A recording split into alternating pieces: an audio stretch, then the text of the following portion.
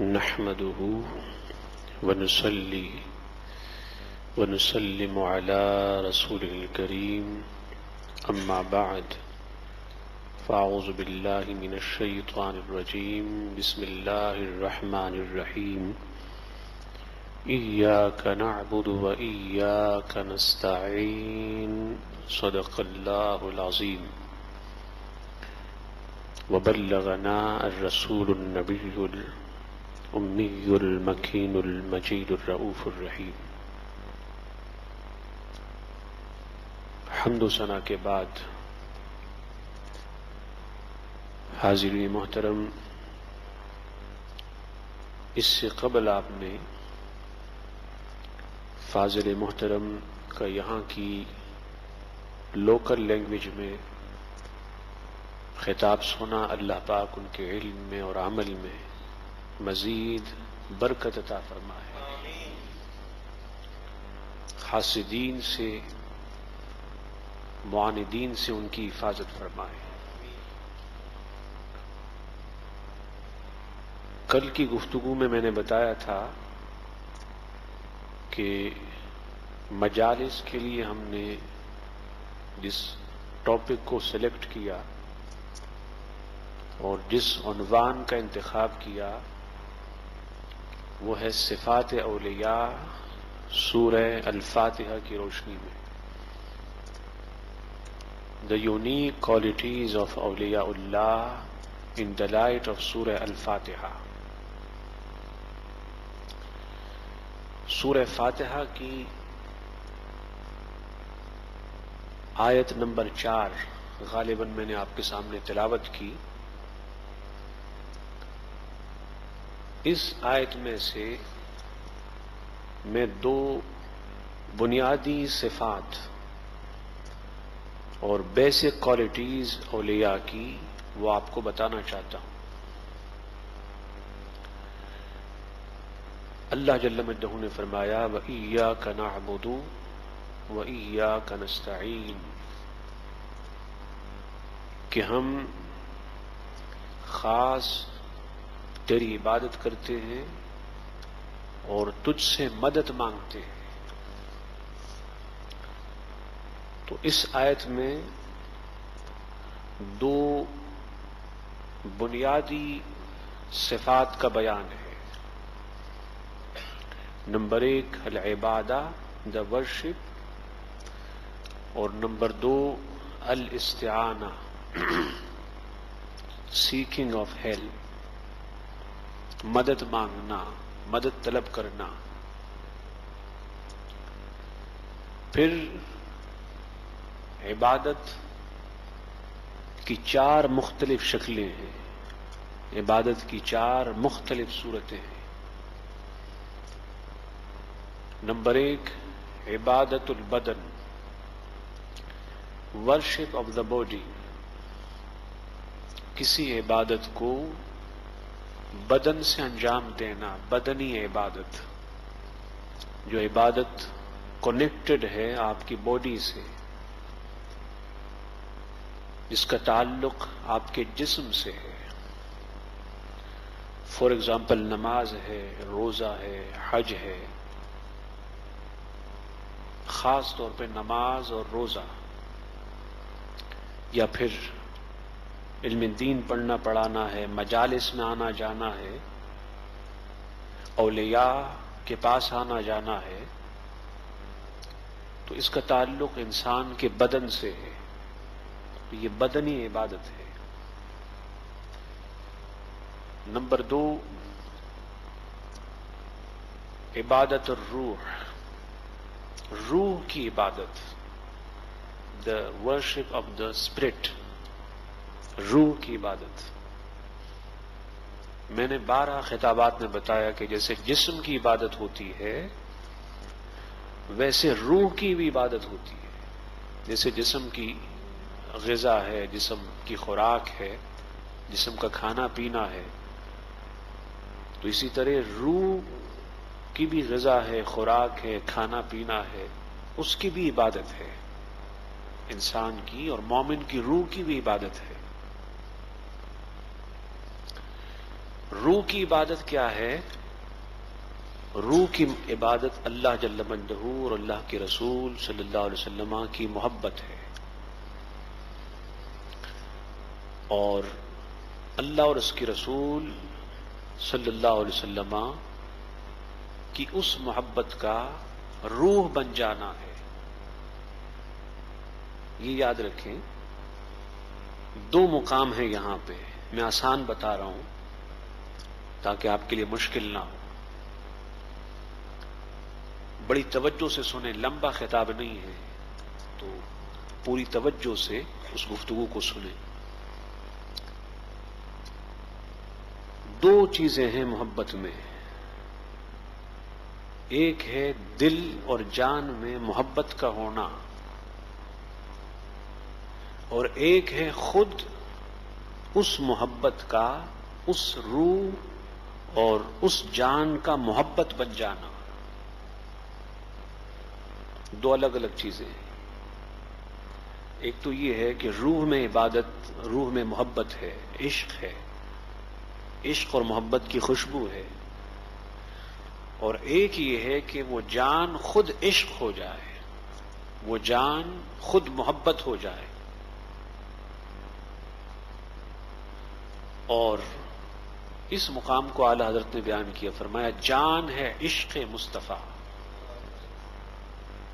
یعنی جان میں عشق مصطفیٰ نہیں کہا اعلی حضرت نے، اس کو توجہ سے سنیں، یہ اسی بارگاہ کی عطا ہے، امتحان بھی اسی بارگاہ سے ہے اور انعام بھی اسی بارگاہ سے ہے۔ میری زندگی بڑی عجیب ہے، میں نے ہمیشہ امتحان اور انعام ساتھ ساتھ دیکھے ہیں۔ تو اعلی حضرت کیا فرماتے ہیں؟ جان ہے عشق مصطفیٰ، یہ نہیں فرمایا کہ جان میں ہے عشق مصطفیٰ، نہیں، کیونکہ جان میں اور روح میں عشق مصطفیٰ کا ہونا یہ الگ مقام ہے، یہ بھی ہے، لیکن سب سے جو ہائی لیول ہے اور بلند مقام یہ ہے کہ پھر وہ محبت اور وہ عشق خود جان ہو جائے، روح نہ رہے بلکہ اس روح کا نام ہو جائے عشق مصطفیٰ، محبت الہی، محبت مصطفی۔ آپ نے فرمایا جان ہے عشق مصطفیٰ صلی اللہ علیہ وسلم، جان ہے عشق مصطفیٰ۔ تو اب وہ جان نہ رہی، روح نہ رہی عاشق کی، وہ عشق کا نام ہو گیا، عشق کا عنوان ہو گیا، تو یہ روح کی عبادت ہو گئی۔ پھر تیسری قسم ہے انسان کے دل کی عبادت، عبادت القلب، ورشپ آف دا ہارٹ، دل کی عبادت۔ تو دل کی عبادت میں سے یہ ہے کہ دل میں ہمہ وقت محبوب کا خیال ہو، محبوب کا تصور ہو، دل ہمہ وقت محبوب کے خیال میں، تصور میں ڈوبا رہے۔ حکیم الامت علامہ مفتی ارخان نعیمی صاحب رحمۃ اللہ تعالی علیہ، پاکستان کے بڑے عظیم ولی اور مفتی ہوئے، بڑے عظیم عاشق رسول ہوئے، وہ فرماتے ہیں کہ تصور میں تیرے رہنا عبادت اس کو کہتے ہیں۔ آپ یہ نہ سمجھیں کہ میں جو بتا رہا ہوں تو یہ شاید میری اپنی تحقیق اور سوچ ہے، نہیں، یہ میں نے سوچ بزرگوں سے لی ہے۔ پہلے کی دلیل اعلی حضرت سے دی، اور اس کی دلیل اعلی حضرت کے خلیفہ صدر اللہ فاضل کی خلیفہ ہیں حکیم الامت، اس سے دے رہا ہوں۔ میں نے کیا کہا تھا کہ دل کی عبادت تصور محبوب ہے، تو وہ فرماتے ہیں کہ تصور میں تیرے رہنا عبادت اس کو کہتے ہیں، تیری گلی میں آنا جانا ریاضت اس کو کہتے ہیں۔ ریاضت کا معنی مجاہدہ، سٹرگل۔ تو حضور کی گلیوں میں آنا جانا، گھومنا پھرنا، یہ ریاضت ہے، یہ مجاہدہ ہے، یہ سٹرگل ہے اللہ کی راہ میں۔ اور حضور کے تصور میں رہنا یہ عبادت ہے۔ ہو سکتا تھا کہ کسی کے دل میں عبادت کا محدود تصور ہو، فقط نماز روزہ وغیرہ وغیرہ، تو اس کا جواب دیا کہ تصور میں تیرے رہنا عبادت اس کو کہتے ہیں۔ کسی نے پوچھا عبادت کیا ہے؟ تو حکیم الامت نے جواب دیا کہ حضور کے تصور میں رہنا یہ عبادت ہے۔ تو یہ دل کی عبادت ہو گئی۔ پھر نفس کی عبادت آتی ہے، عبادت النفس، نفس کی عبادت وہ ہے نفس کو شیطان کی شر سے بچانا، گناہ سے بچانا، غلطیوں سے بچانا۔ جتنی اللہ توفیق دیتا ہے نفس کے لیے دل کا دروازہ کھولنا، کیونکہ نفس کے لیے جب دل اور روح کا دروازہ کھلتا ہے تو پھر نفس نہیں ہوتا، یعنی پھر وہ برائیوں کا اور گناہوں کا مرکز نہیں ہوتا، وہ نیکیوں اور خیر کا مرکز ہو جاتا ہے۔ تو بتا یہ رہا تھا کہ ولی کی صفات میں سے ایک یہ ہے کہ وہ عابد ہو، عبادت گزار ہو۔ عبادت کی میں نے آپ کو 4 شکلیں بتا دی۔ اب تذکرہ ہے خواجہ خواجگاں معین عارفاں سیدنا معین الدین چشتی نور اللہ مرقدہ کا، تو ان کی زندگی میں بھی عبادت کی یہ 4 شکلیں موجود ہیں۔ بدن کی عبادت بھی ہے، روح کی عبادت بھی ہے، نفس کی عبادت بھی ہے، اور دل کی عبادت بھی ہے۔ نفس کی عبادت سے مراد آپ کو میں نے بتا دیا کہ نفس کو شیطان کے شر سے بچانا، یہ نفس کی عبادت ہے۔ روح کی عبادت میں نے بتائی، حضور علیہ السلام سے محبت، حضور علیہ السلام سے عشق۔ چونکہ آپ حسنی بھی ہیں حسینی بھی ہیں، تو ایک حسنی اور حسینی سادات سے بڑھ کر حضور کا عشق اور حضور کی محبت کس کے دل میں ہو سکتی ہے؟ کس کے دل میں ہو سکتی ہے؟ بند نماز روزہ تبلیغ، اللہ جل مجدہ کی راہ میں شب و روز مخلوق کو اللہ کی راہ کی طرف بلانا، جد و جہد کرنا، مجاہدہ اور اسٹرگل کرنا، یہ تو ان کی زندگی میں تھا ہی۔ حضور علیہ السلام کا تصور بھی تھا دل کی عبادت۔ حضور علیہ السلام کے تصور میں ہر وقت خواجہ خواجگاں ہوتے۔ اگر ایسا نہ ہوتا تو سرزمین ہندوستان پر 99 لاکھ ہندو آپ کے ہاتھ مبارک پر مسلمان نہ ہوتے۔ یہ اس تصور کا فیض ہے۔ پھر یہ عبادت کے ثمرات ملے۔ آپ جانتے ہیں جب خانہ کعبہ گئے تو وہاں سے غیب سے آواز آئی، جب ان کے مرشد نے ان کو اللہ کی بارگاہ میں پیش کیا تو غیب سے آواز آئی کہ ہم نے ان کو قبول کیا ہے۔ پھر آگے چلیں، حضور علیہ السلام کے روضہ اطہر پر حاضر ہوئے اور آپ نے یہ سنا کہ حضور علیہ السلام کے روضہ اطہر سے ان کے سلام کا جواب آیا، سلام کا جواب آیا۔ تو یہ میں آپ کو بتا دوں کہ بدن کی عبادت ہوتی ہے، نفس کی، پھر دل کی، پھر روح کی، اور پھر جب روح کی عبادت کمال پر ہو جاتی ہے تو پھر حضور کا سلام آتا ہے۔ آپ پوچھ سکتے ہیں کہ حضور کا سلام کب نصیب ہوتا ہے؟ بڑی منزلیں ہیں، بڑی مسافتیں ہیں، عشق کی وادی بڑی طویل ہے۔ تو جب روح کی عبادت اپنے عروج پر ہوتی ہے، کمال پر ہوتی ہے، دل کی عبادت عروج و کمال پر ہوتی ہے، اچھا پھر اس کے بعد سلام کا جواب، پھر جب اس میں اور کمال ہوتا ہے، اس میں اور بلندی ہوتی ہے، تو پھر پردہ اٹھتا ہے۔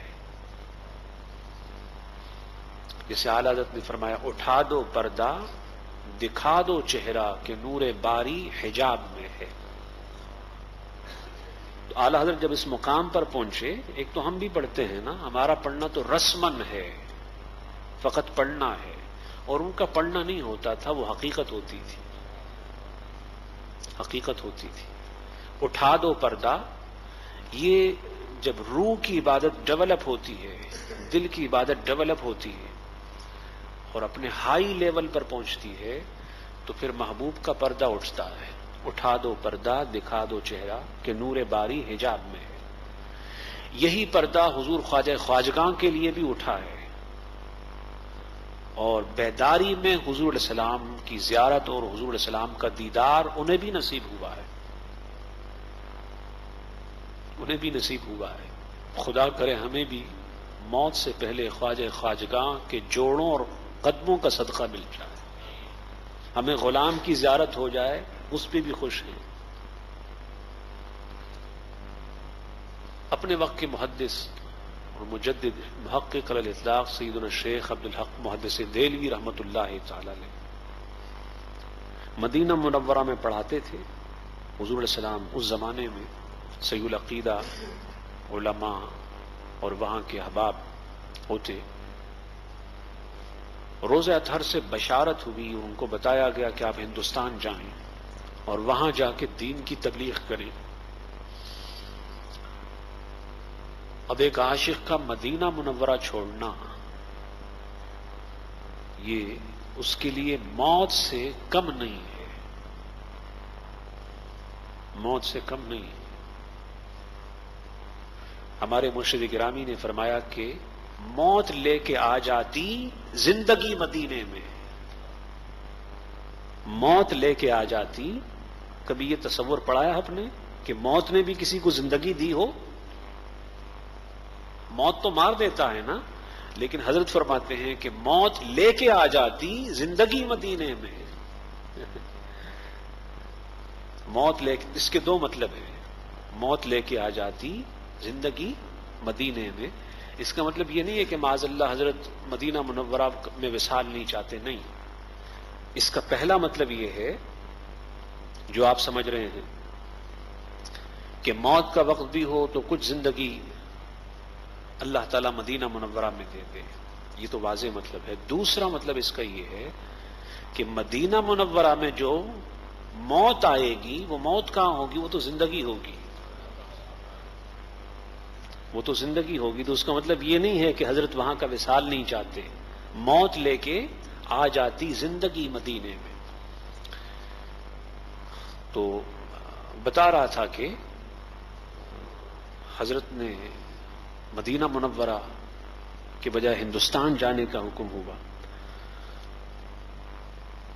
تو حضرت پریشان ہو گئے کہ حضور علیہ السلام کے قرب کو کیسے چھوڑیں. دعا کریں ہمیں وہاں کا جینا مرنا نصیب ہو جائے، زندگی کی آخری سانسیں وہی گزر جائیں.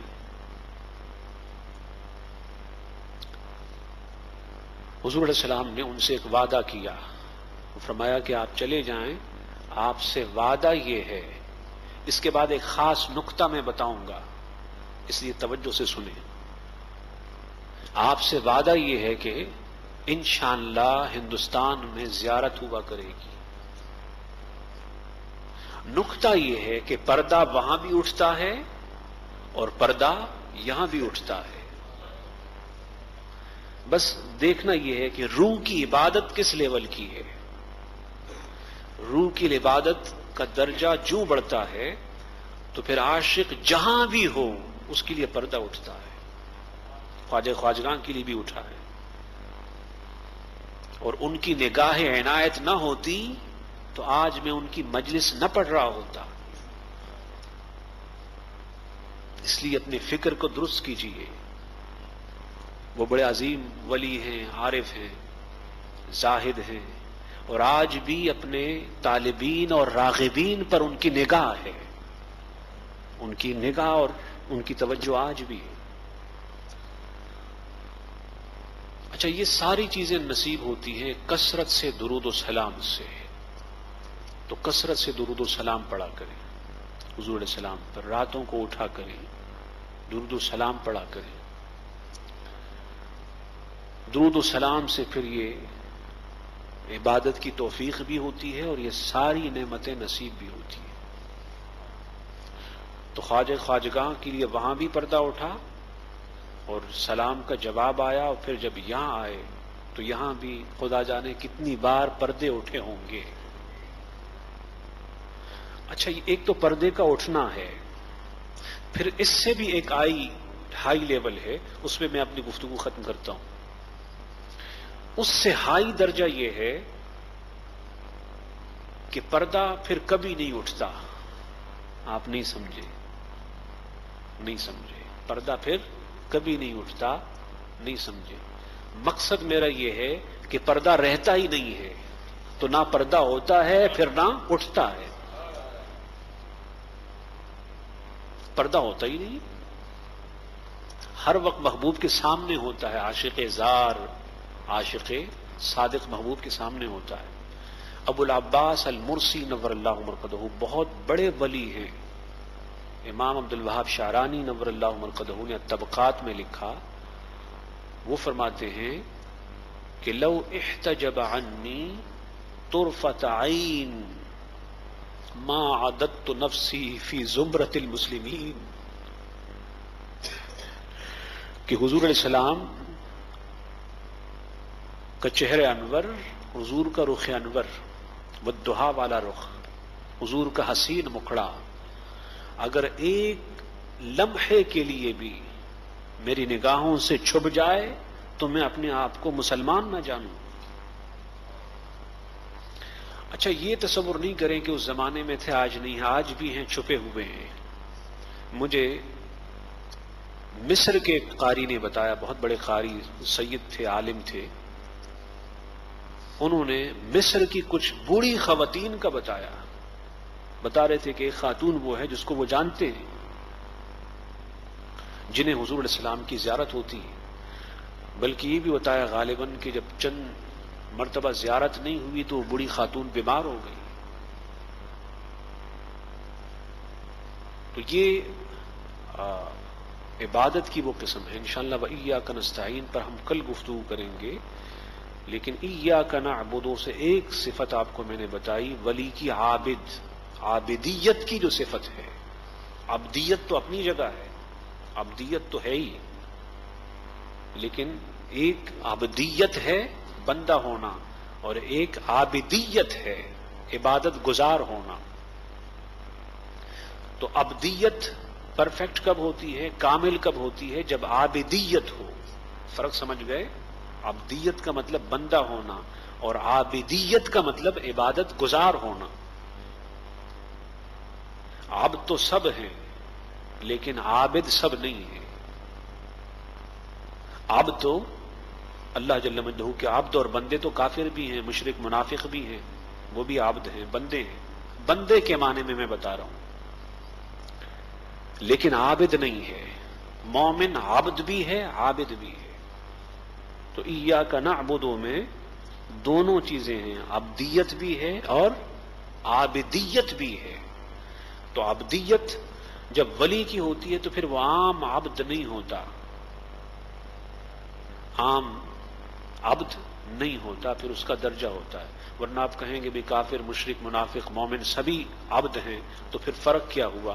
نہیں، عبد کے بھی بہت سارے لیول ہیں، اور عبد کا جو سب سے ہائی لیول ہے، جس سے اونچا پھر کوئی لیول نہیں ہے، وہ صرف حضور علیہ السلام کا ہے. سبحان الذی اسری بعبدہ، جیسے حافظ صاحب نے نماز میں تلاوت کی، آپ نے سنا، تو میں نے چاہا کہ نماز کی تلاوت سے بھی لنک ہو جائے. سبحان الذی اسری بعبدہ. پھر جب یہ لیول آتا ہے تو پھر عبد نہیں ہوتا، وہ عبد ہی ہوتا ہے، اس کا بندہ. ڈاکٹر اقبال نے فرمایا، عبد دیگر عبدہ چیزیں دیگر، ای سراپا انتظار او منتظر. او منتظر فرماتے ہیں کہ عبد الگ چیز ہے، عبدہ اس کا بندہ ہونا الگ چیز ہے. اس کا بندہ، کتے تو بہت سارے ہوتے ہیں لیکن در غوث کا کتا تو الگ ہوتا ہے نا. در غوث کا اگر ویسے آپ کو کوئی کتا کہہ دے تو آپ تو لگا دیں گے اس کو اچھا، لیکن در غوث کا کہتے ہیں تو آپ خوش ہوتے ہیں، مبارکباد دیتے ہیں۔ اعلی حضرت نے کہا، فرمایا تجھ سے در، در سے سگ، اور سگ سے ہے میری نسبت۔ حضور غوث اعظم کی نسبت گھر سے ہے، پھر گھر سے کتے کی نسبت۔ اعلیٰ فرماتے ہیں آپ کے در کے کتے سے میری نسبت ہے، مجدد ہیں وقت کے۔ تو بتا رہا تھا کہ نسبت کی بات ہوتی ہے، تو ڈاکٹر اقبال فرماتے ہیں کہ عبد دیگر عبدہو چیزیں دیگر، عبد الگ ہے عبدہو الگ ہے، حضور عبدہو ہیں، ای سراپا انتظار او منتظر۔ عبد یہ ہے کہ وہ انتظار کرتا ہے، اور عبدہو وہ ہوتا ہے کہ جس کا انتظار اللہ کر رہا ہوتا ہے۔ تو ایک وہ ہے جو اللہ کے انتظار میں ہوتا ہے کب بلا لے، ایک وہ ہے جس کے انتظار میں خود اللہ ہوتا ہے۔ آپ اپنے مرشد اور استاذ کا انتظار کریں الگ ہے، وہ آپ کا انتظار کرے یہ الگ لیول ہے۔ یہ صرف اس لیے بتا رہا تھا کہ ایاک نعبد میں دونوں صفات آ گئی، عبدیت اور عابدیت، اور یہ دونوں اولیاء کی شان ہے، یہ شان ولایت ہے، دونوں صفات یہ شان ولایت، عبدیت بھی اس کی شان ہے اور عابدیت بھی اس کی شان ہے۔ وہ شب و روز عبادت میں ہوتے۔ خواجہ خواجگاہ نور اللہ مرقدہ دن بھر تبلیغ کرتے تھے، پورا دن تبلیغ میں ہوتے، اور رات کو پھر عبادت کرتے تھے۔ تو رات کو جو عبادت ہوتی بدن کی بھی، روح کی بھی، نفس کی بھی، دل کی بھی ہوتی تھی۔ اچھا آپ سے میں نے کہا میں لمبا خطاب نہیں کروں گا، تو میری مراد تھی پاکستان کے لحاظ سے، یہاں کے لحاظ سے نہیں۔ وہاں گھنٹوں کا خطاب ہوتا ہے، 1 گھنٹہ کبھی اس سے زیادہ خطاب ہوتا ہے۔ بہرحال میں اسی پہ گفتگو ختم کرتا ہوں، اور دعا گو ہوں کہ اللہ تعالی ہم سب کو حضور خواجہ خواجگاں نور اللہ مرقدہ کا فیضان اور ان کی توجہ عطا فرمائے۔ نہیں معلوم کس لمحے کس پہ توجہ ہو جائے، اس کا بیڑا پار ہو جائے۔ یہ اولیاء ہوتے ہیں، با وفا ہوتے ہیں، بے وفا نہیں ہوتے۔ جب دامن پکڑتے ہیں تو پھر چھوڑتے نہیں، اور دعا کریں کہ جلد سے جلد اجمیر شریف کی حاضری نصیب ہو جائے۔ ربیع الاول میں ہم دعا کرتے تھے مدینہ منورہ کی حاضری نصیب ہو گئی، اب ان مجالس میں خواجہ خواجگاں کے مزار کی حاضری، سمجھ میں آ گئی بات آپ کو؟ تو وہ سنتے ہیں، وہ سخی ہیں، وہ سخی ہیں، وہ کریم ہیں۔ یہ ہم انسان ہیں جو تنگ دل ہوتے ہیں، وہ تنگ دل نہیں ہوتے۔ اعلی حضرت نے اسی کو فرمایا، اب تو نہ رو کے کریم عادت سگ بگڑ گئی، عادت سگ بگڑ گئی۔ میرے کریم پہلے ہی لقمہ تر کھلایا کیوں؟ تو اگر لقمہ تر کھلایا ہے، دیکھیں کتے کو اگر آپ اچھی خوراک کھلاتے ہیں تو پھر تو بار بار آئے گا، وہ آپ کا در کبھی نہیں چھوڑے گا۔ تو اعلیٰ فرماتے ہیں یا رسول اللہ پہلے آپ نے اچھی خوراک کھلائی ہے، اب عادت ہو گئی، اب اسی کو کھلاتے جائیں۔ اور وہ خوراک کیا ہے اس کے بارے میں فرماتے ہیں جنت دے نہ دے تیری رؤیت ہو خیر سے، جنت دے نہ دے تیری رؤیت ہو خیر سے۔ یہ شہد ہو تو پھر کسی کو پرواہ شکر کی ہے، یعنی حضور علیہ السلام کی جو زیارت ہے وہ شہد ہے، اور جنت شکر ہے۔ تو جس کو اگر شہد ملتا ہے تو اس کو پھر شکر کی کیا حاجت ہے؟ شکر تو ویسے ہی بیماری ہے، شہد شفا ہے۔ یہ پھر نقطہ دے رہا ہوں، اعلیٰ حضرت کیا فرما رہے ہیں؟ حضور علیہ السلام کے دیدار کو کہا، کیا کہا؟ شہد کہا، اور شہد میں کیا ہے؟ شفا ہے۔ قرآن میں ہے فیہ شفاء للناس، تو معنی یہ ہے کہ حضور کے دیدار میں بیماروں کے لیے شفا ہے، شفا ہے، علاج ہے۔ اللہ تعالیٰ عمل کی توفیق اور حضور علیہ السلام سے والہانہ عشق اور والہانہ محبت کی توفیق عطا فرمائے۔